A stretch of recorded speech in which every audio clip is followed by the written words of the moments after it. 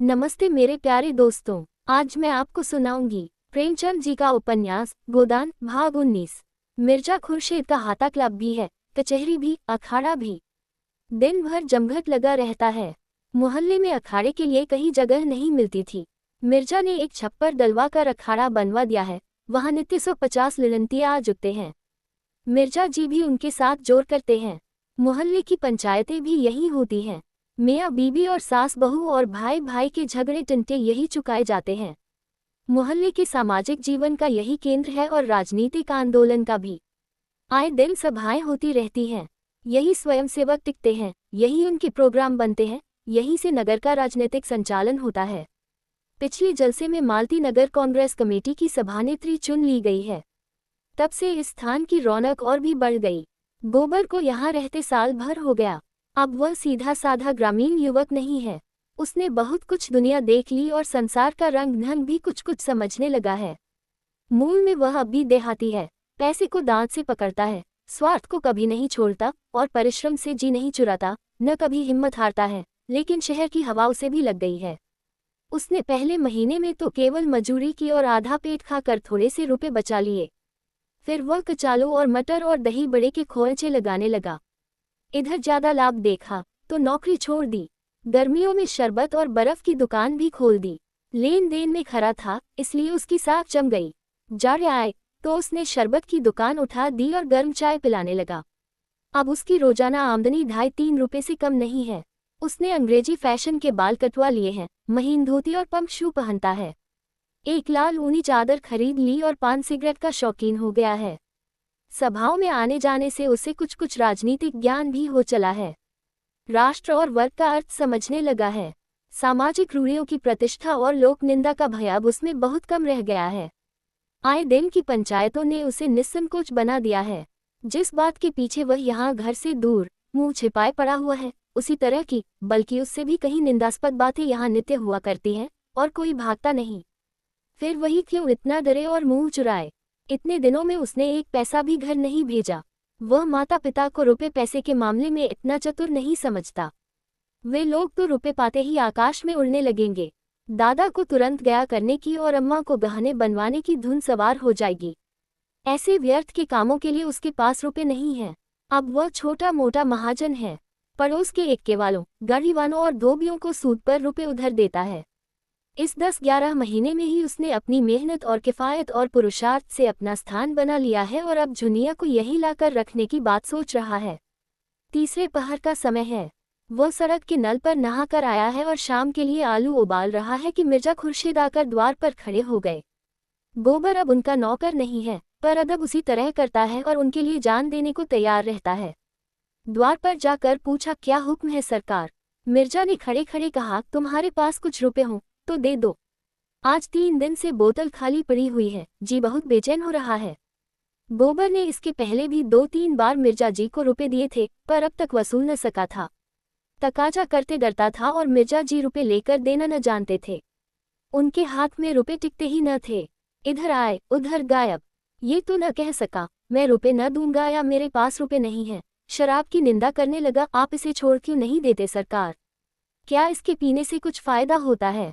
मिर्जा जी ने कोठरी के अंदर आकर खाट पर बैठते हुए कहा, तुम समझते हो, मैं छोड़ना नहीं चाहता और शौक से पीता हूँ। मैं इसके बगैर जिंदा नहीं रह सकता। तुम अपने रूपों के लिए न डरो, मैं एक एक कौड़ी अदा कर दूंगा। गोबर अविचलित रहा, मैं सच कहता हूँ मालिक, मेरे पास इस समय रुपए होते तो आपसे इनकार करता। 2 रुपए भी नहीं दे सकते, इस समय तो नहीं है। मेरी अंगूठी गिरो रख लो। गोबर का मन ललचा उठा, मगर बात कैसे बदले। बोला, यह आप क्या कहते हैं मालिक, रुपए होते तो आपको दे देता, अंगूठी की कौन बात थी?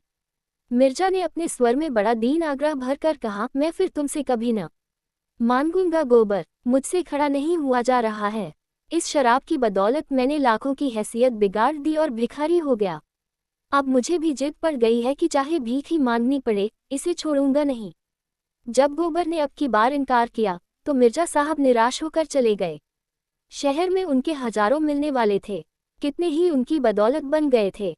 कितनों ही की गाढ़े समय पर मदद की थी, पर ऐसों से वह मिलना भी न पसंद करते थे।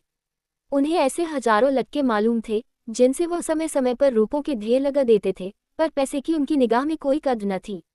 उनके हाथ में रुपए जैसे काटते थे। किसी न किसी बहाने उड़ा कर ही उनका चित्त शांत होता था। गोबर आलू छीलने लगा। साल भर के अंदर ही वह इतना काया हो गया था और पैसा जोड़ने में इतना कुशल की अचरज होता था। जिस कोठरी में रहता है वह मिर्जा साहब ने दी है। इस कोठरी और बरामदे का किराया बड़ी आसानी से 5 रुपया मिल सकता है। गोबर लगभग साल भर से उसमें रहता है, लेकिन मिर्जा ने न कभी किराया मांगा न उसने दिया। उन्हें शायद ख्याल भी न था कि इस कोठरी का कुछ किराया भी मिल सकता है। थोड़ी देर में एक के वाला रुपए मांगने आया। अलादीन नाम था, सिर घुटा हुआ, खिचड़ी दाढ़ी, उसकी लड़की विदा हो रही थी। 5 रुपए की उसे जरूरत थी।